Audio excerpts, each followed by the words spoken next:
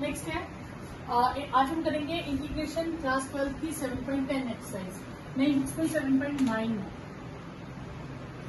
ठीक है, 7.9 एक्सरसाइज।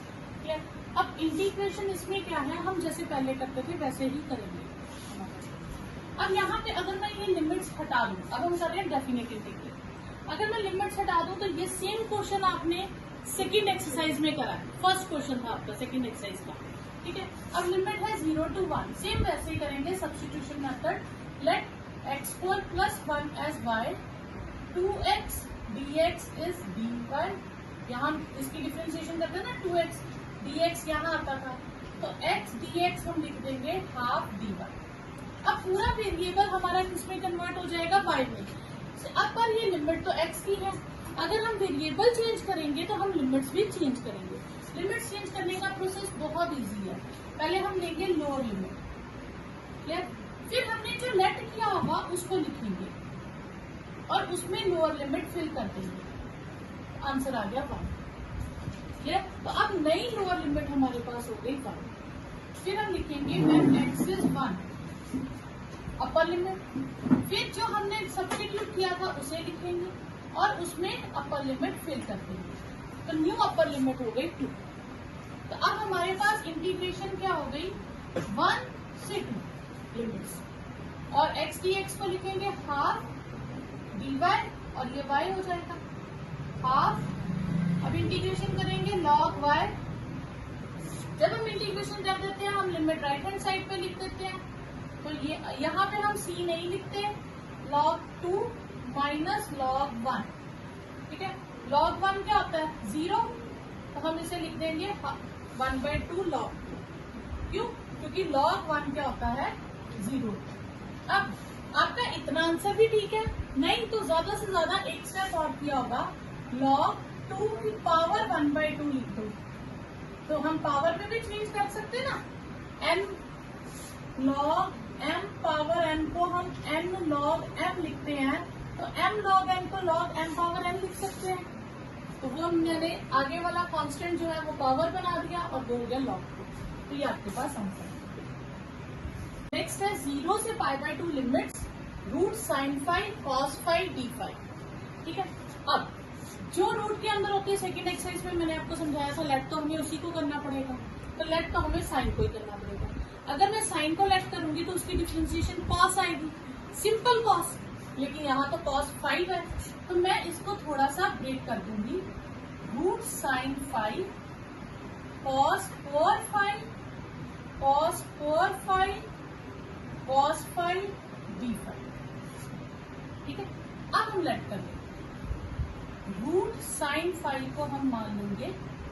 अब बिना रूट के भी लेट कर सकते हो, ज्यादा इजी रहेगा, नहीं तो लिमिट्स में हमें कन्वर्ट करना पड़ेगा, वो दोनों तरह से जाएगा, ठीक है।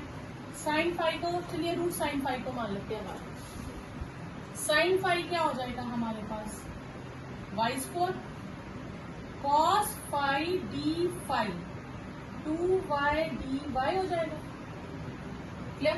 अब हम लिमिट्स चेंज करेंगे, when फाई इज 0, तो y क्या हो जाएगा, रूट साइन 5 रूट साइन 0 0, तो वो लिमिट 0 ही रहेगी।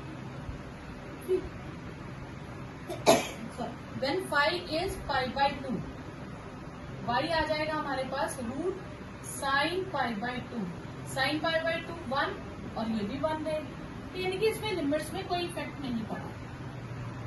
0 से 1 ये y हो गई, ये हो गया हमारे पास cos 4 को लिख सकते हैं 1 minus sine square 5, 1 minus sine square 5, और ये हो गया dy, ठीक है, ये होगा 2y dy। यहां मैंने साइन स्क्वायर की जगह हम क्या लिख देंगे y। हम ये स्टेप नहीं लिखते, एक्चुअली हम 2 वेरिएबल्स में नहीं रखते हैं, हम एक वेरिएबल में रखते हैं, ठीक है। तो आप चाहो तो यहाँ पे स्टेप चेंज कर सकते हो, root sine 5 1 minus sine square 5 1 minus sine square 5 cos 5 d 5। तो आप यहाँ पे वैल्यूज कर सकते, ठीक है। तो ये आ जाएगा 0 to 1 y 1 माइनस, ठीक है, y स्क्वायर का स्क्वायर 1 माइनस y स्क्वायर का स्क्वायर 2 बाय dy, ठीक है। ये आ जाएगा 0 to 1, 2 बाहर ले लें, y स्क्वायर 1 माइनस y4 का होल स्क्वायर dy, ठीक है। अब a minus b whole square लगा देंगे, तो ये आ जाएगा 2 0 to 1 y square a square plus b square minus 2ab dy, y square plus 1 plus y8 minus 2y4 dy। अब इसे मल्टीप्लाई कर देंगे, 2 0 to 1 y square y10 2y6 dy। अब इंटीग्रेशन करेंगे, y cube by 3 y11 by 11 2y7 upon 7 और limits हो गई 0 से 1। पहले मैं सारी जगह y को किससे रिप्लेस करूंगी, 1 से, और फिर y को रिप्लेस करूंगी 0 से। तो ये आ जाएगा 1 बाय 3 1 बाय 11 एंड 2 बाय 7। जब मैं 0 से रिप्लेस करूंगी तो ये सारी टर्म 0 हो जाएंगी, ठीक है। इसका एलसीएम आ गया 231, ठीक है। तो ये आपके पास क्या हो जाएगी,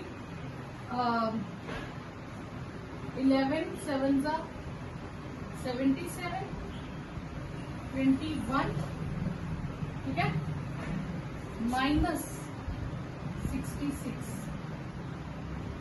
ठीक है। ये आपके पास आ जाएगा double 32 upon 231 64 upon 231। Sine inverse 2x upon 1 plus x square. तो इसमें आइडेंटिटी बनती है, लेकिन x की जगह हमारे पास यहाँ पे ना फॉर्मूला होता है साइन 2 थीटा का 2 tan theta upon 1 plus tan square theta. तो ये चीज मैं यहाँ यूज करूंगी, तो x को क्या लेट कर लूंगी, tan थीटा, तो dx क्या हो जाएगा sec square theta d theta. अब लिमिट्स चेंज करेंगे, व्हेन x इज 0 तो tan थीटा क्या हो जाएगा 0, तो थीटा क्या हो जाएगा, थीटा विल बी 0, क्योंकि थीटा क्या होगा tan इनवर्स 0, और tan इनवर्स 0 कितना होता है 0। व्हेन x इज 1 तो tan थीटा किसके इक्वल हो जाएगा 1 के, तो थीटा कितना हो जाएगा π/4, क्योंकि tan π/4 1 होता है। तो हमारे पास नया इंटीग्रेशन 0 से π/4 लिमिट हो गई, sine inverse 2 tan theta upon 1 plus tan square theta. ये मैंने x को रिप्लेस कर दिया, और dx की जगह मैं रिप्लेस कर दूंगी sec square theta d theta, clear. तो ये आ जाएगा 0 से π/4 sine inverse sine 2 theta sec square theta d theta, clear. Sine inverse और साइन कैंसिल हो गया, तो ये हो गया sine sorry only 2 theta sec square theta d theta. अब इसमें से हम 2 बाहर ले लेंगे common, 0 to π/2 theta into sec square theta d theta, ये π/4, क्लियर। अब यहाँ पे फॉर्मूला लगेगा integration by parts, first function ये सेकंड फंक्शन, ठीक है। तो इंटीग्रेशन क्या थी by parts, first function as it is integration of second minus sign of integration differentiation of first integration of second then whole integration, और limits आ जाएंगी 0 से π/4। 2 थीटा sec स्क्वायर थीटा की इंटीग्रेशन tan थीटा, यहाँ 1 ये tan theta d theta, और limit हो गई 0 से π/4। 2 theta tan theta, tan theta की क्या होती है minus log of cos theta, पहले जब तक हम सारी इंटीग्रेशंस नहीं करते हम लिमिट्स फिल नहीं करेंगे। 2 tan theta plus log cos theta 0 से π/4। ये सिंप्लीफाई हो गया। पहले हम लिमिट भरेंगे π/4, फिर लिमिट भरेंगे हम 0। तो ये आएगा π/4 tan π/4 plus log cos π/4 minus, जब मैं 0 फिल करूंगी पूरी टर्म 0 हो जाएगी, log cos 0 ये आ जाएगा 2 π/4 tan π/4 1 log ये होता है 1/√2 और cos 0 1 होता है और log 1 0 होता है, तो ये पूरी टर्म 0 हो जाएगी। ठीक है, ये मैं इसको ऐसे करूंगी 2 π/4, इसे मैं लिख सकती हूँ log 2 की पावर -1/2। ठीक है, अब ये पावर आगे आ जाएगी तो ये हो जाएगा π/4 माइनस 1/2 log 2। आगे 2 में अंदर शिफ्ट कर दूं तो ये हो जाएगा π/2 माइनस log 2। ये आपके पास आंसर है। ठीक है, यहाँ पे बच्चा थीटा लिख लीजिएगा, एक्चुअली ये थीटा से कर रहे थे ना, तो d/d थीटा है। नेक्स्ट है x√x+2 और लिमिट्स है 0 to 2 dx। तो हम लेट किसको करते हैं, रूट वाली टर्म को, तो लेट करेंगे √x+2 को y, तो x+2 हो जाएगा y²। तो जब मैं डिफ्रेंशिएट करूंगी तो 1 is 2y dy/dx हो जाएगा, तो dx इधर ले जाऊं तो 2y dy होगा। ठीक है, अब यहाँ पे हम ध्यान दें तो dx अकेला ही शिफ्ट होगा, वो इस x को लेके शिफ्ट नहीं हो रहा, तो यहाँ से हम x की वैल्यू निकाल लेंगे y² - 2। क्लियर, जब dx अकेला शिफ्ट हो तो अब x की वैल्यू निकालें। अब लिमिट्स चेंज करनी है, व्हेन x is 0 तो y क्या हो जाएगा, √x+2 था, 0 + 2 √2। व्हेन x is 2 y हो जाएगा √x+2 √2 + 2 √4 और वो हो जाएगा 2। मतलब मेरे पास नई लिमिट्स आ गई √2 से 2। क्लियर, अब मैं शिफ्ट करूंगी, पहले x शिफ्ट होगा, वो क्या बनेगा y² - 2, फिर ये शिफ्ट होगा टर्म, ये हो जाएगी y, और dx शिफ्ट होगा तो वो बनेगा 2y dy। यहां से मैं 2 बाहर ले लूंगी, √2 अपॉन लिमिट √2 से dy। क्लियर, तो ये हो जाएगा डबल ऑफ √2 से 2 y4 - 2y² dy। क्लियर, अब हम इसे इंटीग्रेट करेंगे तो ये आ जाएगा आपके पास y5 अपॉन 5 और 2y³ अपॉन 3 और √2 से 2। तो पहले मैं 2 फिल करूंगी। क्लियर, तो 2 की पावर 5 2 की पावर 3, फिर मैं माइनस डाल के √2 फिल करूंगी, √2 की पावर 5 अपॉन 5 और 2 √2 की पावर 3 अपॉन 3 ये फिल करूंगी। क्लियर, ओके, अब 2 ये हो जाएगा 32 अपॉन 5, ये 16/3 माइनस। क्लियर, अब √2 का 5 टाइम्स लिखेंगे, 1 2 3 4 और 5, 2 की ग्रुपिंग बन के बाहर आ जाएगा, ये 4 √2 अपॉन 5 हो जाएगा। क्लियर, और इसमें एक 2 बाहर आएगा तो 4 √2 अपॉन 3 हो जाएगा। क्लियर, अब हम एलसीएम ले लेते हैं, एलसीएम आ जाएगा 15, तो ये हो जाएगा 6 3 2 3 3 9 80 12 √2 प्लस 20 √2 ये आ जाएगा। ठीक है, ये आ जाएगा आपके पास 16 प्लस 8 √2 अपॉन 15। तो ये आपके पास आंसर आ जाएगा।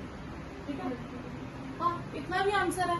अगर पूरा मैच करना है पीछे से तो बुक के अकॉर्डिंग तो इन्होंने क्या किया है, इसमें से 2 कॉमन ले लिया रूट 2। ठीक है, वैसे तो इतना आंसर भी ठीक है।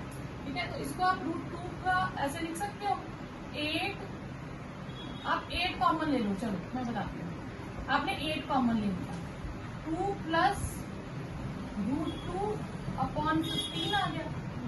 इतना भी आंसर ले सकते हो। नहीं तो इसको आप लिख सकते हो √2 का स्क्वायर।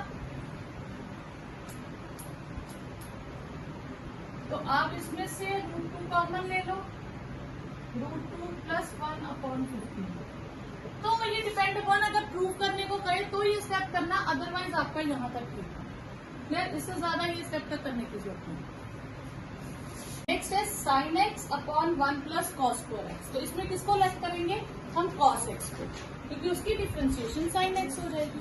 हम sin x को लेट नहीं करेंगे क्योंकि डिफ्रेंसिएशन cos होगी तो वो dx के साथ मल्टीप्लाई में होगी, यहाँ cos dx के साथ डिवाइड में होगी। तो हम लेट करेंगे cos x को y minus sin x is dy/dx। तो sin x dx हमारे पास आ जाएगा -dy। अब लिमिट्स चेंज हो जाएंगी। When x is 0, y आ जाएगा cos 0। cos 0 कितना होता है 1। When x is π/2, तो y आ जाएगा cos π/2 और वो होता है 0। अब नई लिमिट्स हमारे पास आ गई 1 से 0, रिवर्स हो गई। अच्छा, ये हो गया हमारे पास 1 + y² और sin x dx की जगह हम लिखेंगे -dy। तो वो मैं माइनस बाहर ले लूंगी। अब ये किसकी इंटीग्रेशन हो गई, 1/a² + x²। ये इंटीग्रेशन होती है 1/a tan inverse x/a plus c होता है, लेकिन हम डेफिनेट में c नहीं लगाते। ठीक है, तो ये आ जाएगा 1/a tan इनवर्स y/1 और लिमिट्स हो गई 1 से 0। क्लियर, अब लिमिट 1 से 0 है, पहले हम 0 लिमिट फिल करेंगे, फिर हम 1 लिमिट फिल करेंगे। तो ये आ जाएगा tan inverse 0 minus tan inverse 1। tan के टेबल में 0 कब आता है, 0 पे, और tan के टेबल में 1 कब आता है, π/4 पे। तो ये आंसर आ जाएगा π/4। नेक्स्ट है क्वाड्रेटिक आगे। तो ये कौन सी एक्सरसाइज है आपके पास, नीचे जो क्वाड्रेटिक आती है वो 4th एक्सरसाइज है। ठीक है, √4 ना हो, क्वाड्रेटिक तो है। ठीक है, तो 0 से 2 अगर मैं इसमें से माइनस कॉमन ले लूँ तो ये आ जाएगा x² - x -4 dx। ये क्वाड्रेटिक हो गई। अब यहाँ तो इसके मिडिल टर्म स्प्लिट करके फैक्टर बन जाए। अगर फैक्टर बन जाए तो हम इंटीग्रेशन पार्शियल फ्रैक्शन से करके 5th एक्सरसाइज लगा देंगे। अगर नहीं बने तो फिर हमें 4th एक्सरसाइज करनी पड़ेगी, कंप्लीटिंग द स्क्वायर। ठीक है, तो हम इसको कंप्लीटिंग द स्क्वायर से कैसे करते हैं, अब ये है। ठीक है, वैसे मैंने 4th एक्सरसाइज में सारा समझाया, फिर भी मैं एक बार रिपीट कर देती हूँ। हम क्या करते हैं, हमारे पास जो टर्म होती है x वाली टर्म होती है, हम इसे 2xy से कंपेयर करते हैं। ठीक है, तो यहाँ से हमारे पास y की वैल्यू आ गई 1/2। तो हम y का स्क्वायर ऐड करते हैं और y का स्क्वायर भी सब्ट्रैक्ट करते हैं। ठीक है, और ये अपने टीचर को साइड पे फिर नोटबुक पे दिखाना है। जहां क्वेश्चन सॉल्व करना उसी की साइड पे ये करना, रफ में करोगे मार्क्स डिडक्ट हो जाएंगे। तो ये हो गया a², ये आपके पास बन जाता है x माइनस y का होल स्क्वायर या x + y का होल स्क्वायर। x तो x रहता है, y हम यहाँ से लेते हैं। माइनस बताता है अगर x का कोएफिशिएंट नेगेटिव है तो माइनस की आइडेंटिटी होगी, x का कोएफिशिएंट पॉजिटिव है तो प्लस की होगी। तो -y whole square -4 - 1/4 x - 1/2 whole square. ठीक है, तो ये 4 एलसीएम -16 - 1। ठीक है, तो ये x - 1/2 होल स्क्वायर। यहाँ पे बच्चे गलती क्या करते हैं, वो माइनस ना यहाँ लगा देते हैं और जिससे क्या है वो 16 - 1 15 बना देते हैं।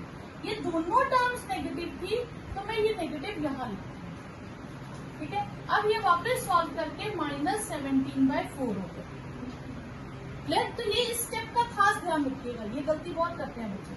तो ये हो गया ये और √17/4 का होल स्क्वायर और 2 का।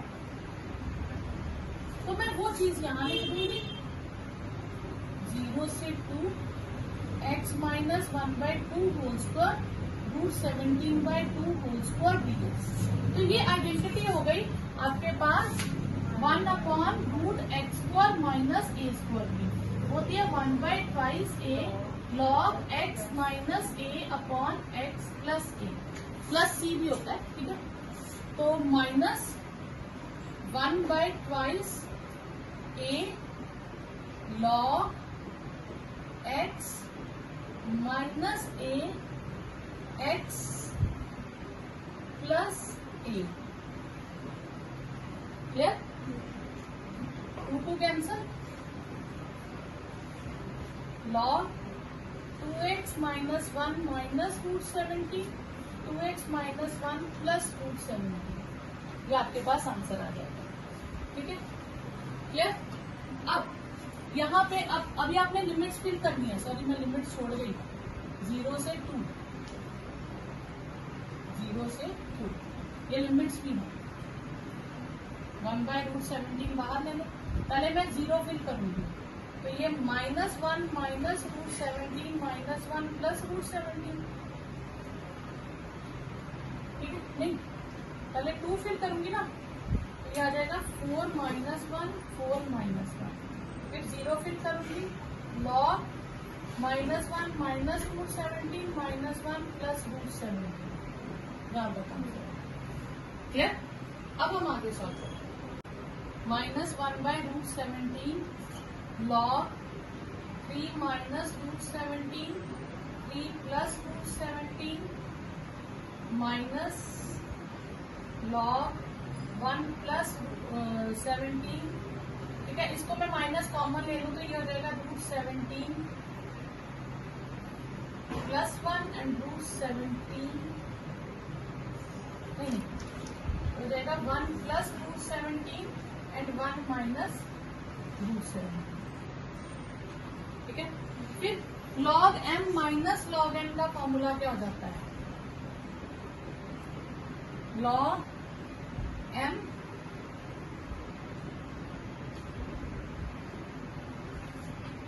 डिवाइडेड बाय n, ये आएगा -1/√17 log 3 minus √17 3 plus √17 into 1 minus √17 1 plus √17, clear, ठीक है। अब ये माइनस है, ये माइनस अगर मैं अंदर ले जाऊं तो और रेसिप्रोकल हो जाएगा, तो 1/√17 log 3 plus √17 into 1 plus √17 3 minus √17 into 1 minus √17, ये आ जाएगा आपके पास। अब हम इन्हें मल्टीप्लाई करेंगे, ठीक है, तो वो हमारे पास आंसर आ जाएगा। तो ये आ जाएगा log, हमने न्यूमिनेटर को डिनोमिनेटर डिनोमिनेटर को न्यूमिनेटर बना दिया, क्योंकि log पावर यहाँ -1 होती है, जिसकी पावर नेगेटिव होती है वो रेसिप्रोकल हो जाती है। अब इसे मल्टीप्लाई करें 3 प्लस 3√17 √17 और 17 रहेगा 3 माइनस 3√17 माइनस √17 एंड प्लस 17, तो 1/√17 log 20 प्लस 4√17, ये आया 20 माइनस 4√17। अब ज्यादा से ज्यादा 4 कॉमन ले लेंगे, तो ये आएगा 5 प्लस √17 अपॉन 5 माइनस √17, ये आपके पास आंसर आ गया, क्लियर। हाँ, अब हम इसे रैशनलाइज भी कर सकते हैं, अभी और स्टेप भी बना सकते हैं, इतना भी ठीक है, नहीं तो फिर आप इसको रैशनलाइज करेंगे, log 5 प्लस √17 अपॉन 5 माइनस √17 को 5 प्लस √17 5 प्लस √17 से करेंगे तो 1/√17 log, ये हो जाएगा 25 प्लस 5√17 5√17 और 17, और ये 25 माइनस 17 1/√17 log 25 42 प्लस 10 रूट 17 और 8। ठीक है, अब ज्यादा से ज्यादा आप क्या कर सकते हो, 2 कॉमन ले लोगे, तो 1 by root 17 log 21 plus 5 root 17 upon 4। ये आपके पास आंसर है। नेक्स्ट है 7 question, -1 to 1 upon x square plus 2x plus 5। ये फिर से क्वाड्रेटिक आ गई, तो क्वाड्रेटिक के लिए हम यहाँ तो मिडिल टर्म स्प्लिटिंग कर सकते हैं, यहाँ कंप्लीटिंग द स्क्वायर। तो अब इसकी मिडिल टर्म स्प्लिटिंग तो होगी नहीं, अब हम इसे middle term splitting sorry completing the square से करेंगे। तो कंप्लीटिंग द स्क्वायर के लिए हम इसे 2xy के इक्वल ऐड करते हैं, तो y की वैल्यू आ गई 1। तो हम क्या करेंगे, 1 का स्क्वायर ऐड और 1 का स्क्वायर सब्ट्रैक्ट। ये x प्लस 1 का होल स्क्वायर हो जाएगा और ये 4 हो जाएगा। तो यहाँ आ जाएगा -1 to 1 x plus 1 whole square, और 1 को लिख सकते हैं 2 स्क्वायर। अब ये आइडेंटिटी हो गई 1 अपॉन एक्स स्क्वायर प्लस ए स्क्वायर। ये आइडेंटिटी होती है, इंटीग्रेशन होती है 1 अपॉन ए tan इनवर्स x अपॉन ए प्लस सी होता है, लेकिन इसमें हम डेफिनेट में लिखेंगे नहीं, 1 अपॉन ए tan इनवर्स x अपॉन ए, और लिमिट्स हम राइट साइड पे ले जाएंगे। पहले हम 1 लिमिट डालेंगे, 1 प्लस 1 2/2 हो जाएगा। ठीक है, फिर tan इनवर्स 0 तो half tan inverse 1 minus 0। tan के टेबल में 1 कब आता है, π/4 पे, तो ये π/8 हो जाएगा। ये आपके पास आंसर है। ये आ गया आपके पास 6th एक्सरसाइज में ऐसे क्वेश्चन थे जिसमें ex के साथ 2 टर्म्स थे, तो हम इसे कैसे करेंगे, 1 से 2 1/x e2x सेपरेट कर देंगे, और 1/2x स्क्वायर e2x dx। ठीक है, इनमें से हम एक पार्ट को इंटीग्रेशन बाय पार्ट सॉल्व करते हैं और एक को एज इट इज रहने देते हैं। तो हम इसे सॉल्व करेंगे इंटीग्रेशन बाय पार्ट्स। ठीक है, first function as it is, integration of second minus sign of integration 1/x की मैं डिफ्रेंसिएशन करूं तो x की पावर -1 होगी। अब मैं इसकी डिफ्रेंसिएशन करूंगी तो -1 x की पावर -2 हो जाएगा। ठीक है, और ये आ जाएगा -1/x², तो इसकी इंटीग्रेशन डिफ्रेंसिएशन हो जाएगी -1 अपॉन x², और e2x की इंटीग्रेशन e2x अपॉन 2, और ये टर्म आपके पास एज इट इज आ जाएगा।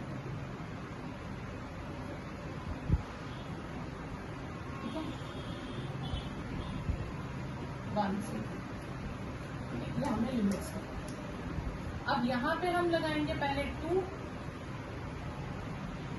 फिर लगाएंगे माइनस डाल के 1, यहाँ 2 लगाएंगे तो 4 हो जाएगी। ठीक है, 1 लगाएंगे तो ये 2 हो जाएगी। अब यहाँ पे ध्यान दीजिएगा 1/2 1/x 2x² e2x माइनस 1 से 2 1/2x² e2x dx। ये टर्म कैंसिल हो जाएगी, आपके पास ये आंसर आ जाएगा e4/4 e²/2। अब ज्यादा से ज्यादा आप e² और 2 कॉमन ले लीजिए, यहाँ से e² और 2 बचेगा, यहाँ से 1 रह जाएगा, तो यही आपके पास आंसर आ जाएगा। गिवन है हमें integration 1 from 1/3 to 1x minus x³ power 1/3 और x4। अब इसे सॉल्व करने का एक ट्रिक है, जब एक से ज्यादा टर्म्स हो तो जो हाईएस्ट पावर होगी हम उसे कॉमन ले लेंगे, x अपॉन x³ माइनस 1 की पावर 1/3 x4 dx।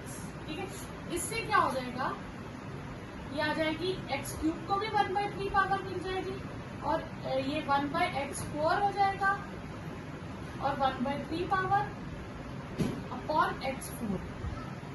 ये क्यूब और 3 कट गया, 1/3 1x 1/x² minus 1 power 1/3 x4 dx। अब ये कैंसिल हो जाएगा, तो ये आपके पास आ जाएगा 1/3 से 1/x² माइनस 1 की 1/3 और x³ dx। ये x और x4 कट गया तो x³ रहेगा। यहाँ से हमारे पास 2 टर्म्स बन जाएंगी, 1/3 to 1 1/x² माइनस 1 की 1/3 और 1/x³ dx। ये दो टर्म्स हो गए। अब हम इसे लेट कर देंगे 1/x² माइनस 1 को y।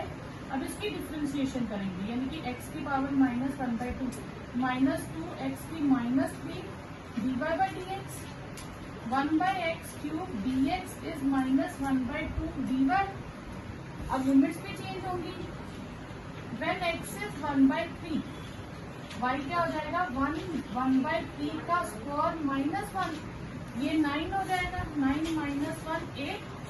और when x is 1 तो y हो जाएगा 1/1² -1 1 - 1 0। तो नई इंटीग्रेशन में आपके पास लिमिट हो गई 8 से 0 -1/2 बाहर y की पावर 1/3 dy। ठीक है, तो ये आपके पास आ जाएगी -1/2 बाहर y की 1/3 की इंटीग्रेशन, y की 1/3 में 1 ऐड करेंगे 4/3 अपॉन 4/3 और 8 से 0 लेंगे। तो पहले हम 0 डालेंगे, फिर हम 8 लिखेंगे, 8 4/3 -1/2 -3/4 2 क्यूब की 4/3। 8 को लिख देंगे 2 क्यूब, ये 3 कट गया, ये आपके पास आ गया 3/8 और साथ में 2⁴ 3/8 इंटू 16, ये आ गया 2, तो ये 6 आंसर आ जाएगा। और ये आपके पास ऑप्शन आ जाएगी ए ऑप्शन, ये आपका करेक्ट आंसर है। नेक्स्ट है 10th क्वेश्चन, fx हमें ये गिवन है और हमें f' फाइंड करना है। तो इस फिर जब मैं इंटीग्रेशन सॉल्व करूंगी तो मुझे fx मिलेगा, फिर मैं उसकी डिफ्रेंसिएशन करूंगी तो f' आ जाएगा। क्लियर? तो अब हमें fx गिवन है 0 to x e sin t dt। इसे हम इंटीग्रेशन बाय पार्ट्स करेंगे।